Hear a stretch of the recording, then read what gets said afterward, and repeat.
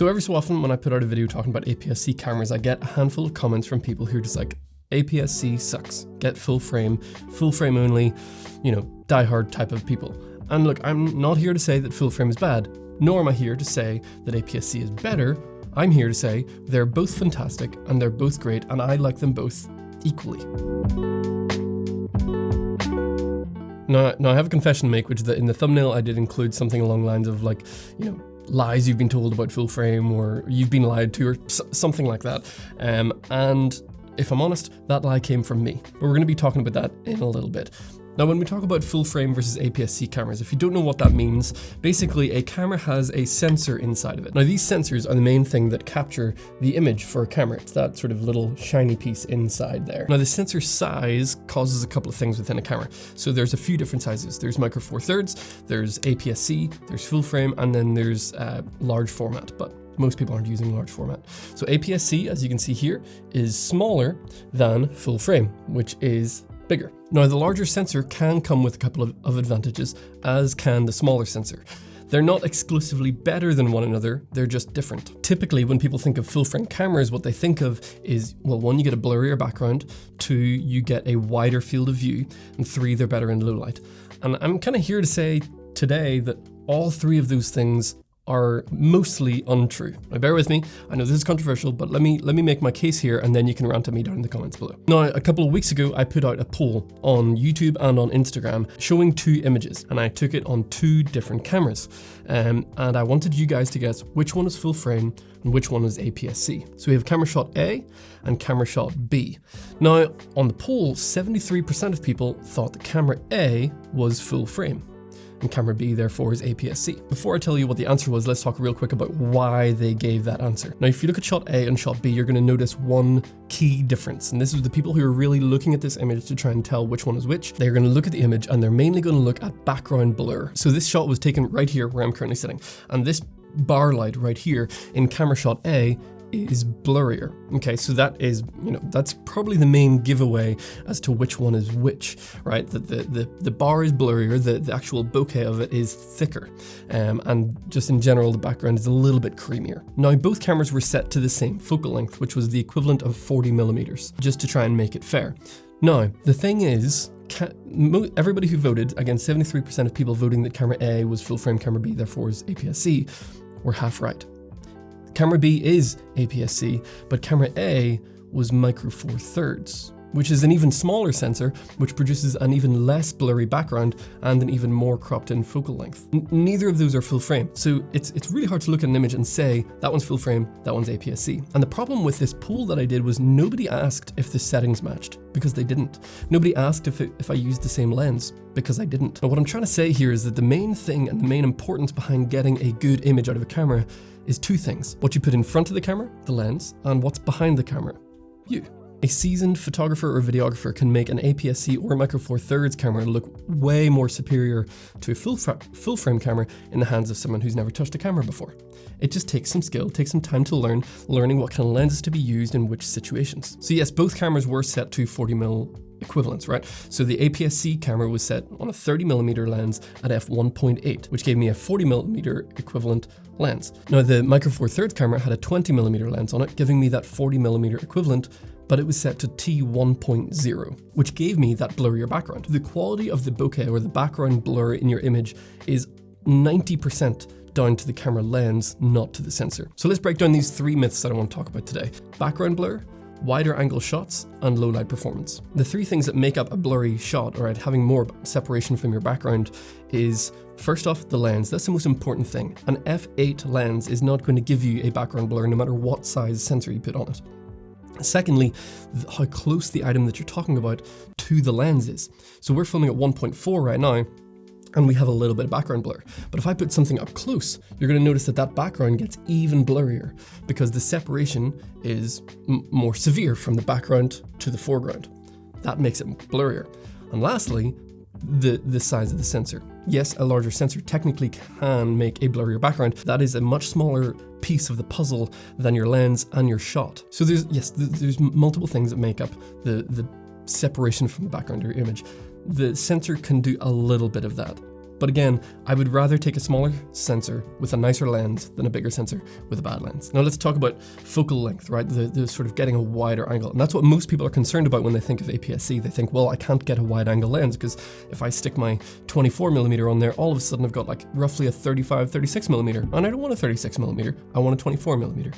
And okay, that's kind of true, but again, you're just picking the wrong lens. If you want the 24mm full frame equivalent, but you only have APS-C, stick a 16mm on there. You don't need the 24mm, stick a 16. It's very simple math, just do a 1.5 times conversion, right? So 16 multiplied by 1.5 is 24. What we're filming on right now is a 16mm, giving me that 24mm field of view.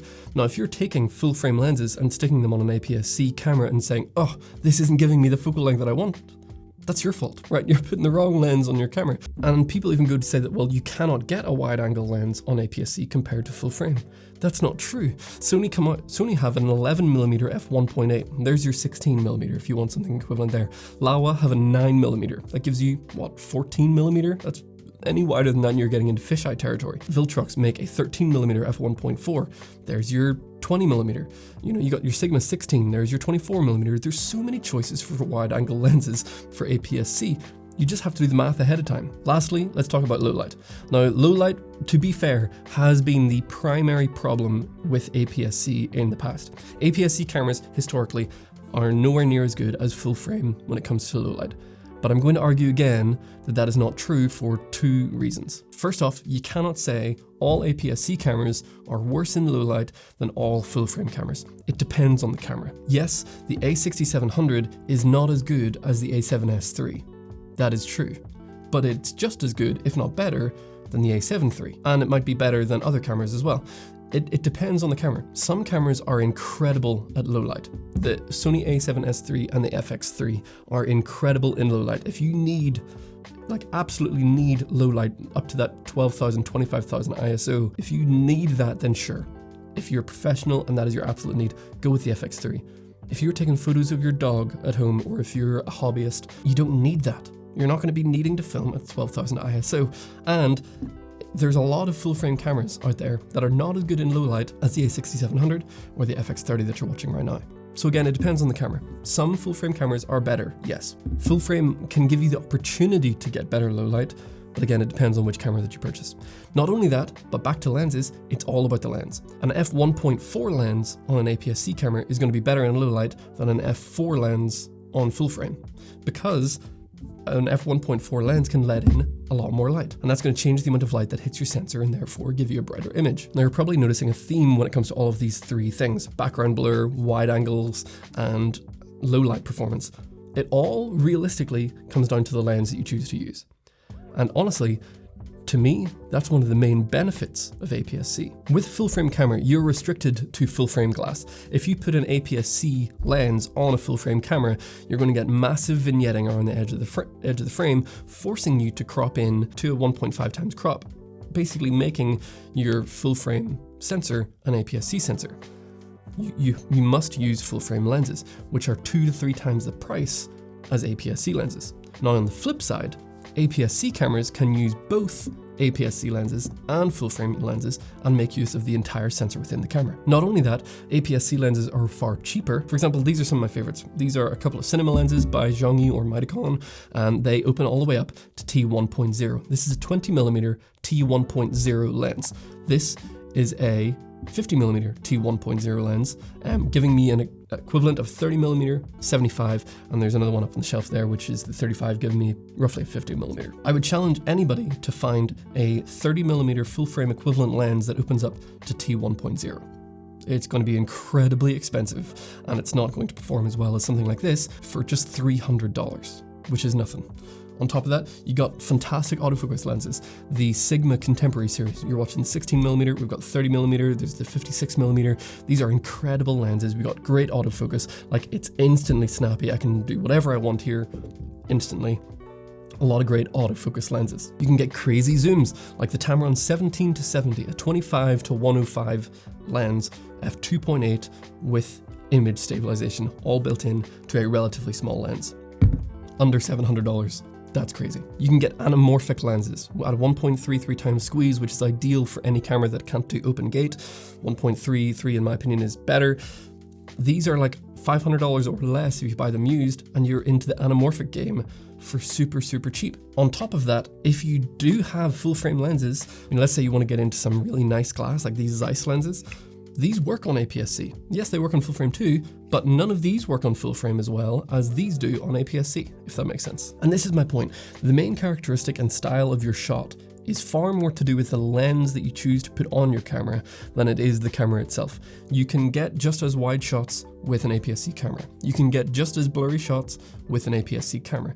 You can get just as good low light performance with an APS-C camera if you're choosing the right lens to go on your camera. And it does all of those things at a lower price, opening up your budget to be able to spend on many other things. For example, this studio shot that you're looking at right now, yes, I'm using a Sony FX30 with a nice lens, but there's a good $3,000 or $4,000 of equipment used in here for audio, for lighting, for set design that does not fit into the budget for this shot if I was using an FX3. Like the FX30 is basically an FX3 with a smaller sensor and less than half the cost with basically the same performance other than low light, because again the FX3 is in particular a beast at low light. And lastly I want to say this, if you cannot get a good image with an APS-C camera, you won't be able to get a good image with a full frame camera. And that's not the camera's fault, that just means you have a little bit more to learn, which is fine. So then the question is, should anybody buy a full frame camera? Of course there are. I mean, full frame cameras are still really good. Yes, they're more expensive bodies, and yes, they have more expensive lenses,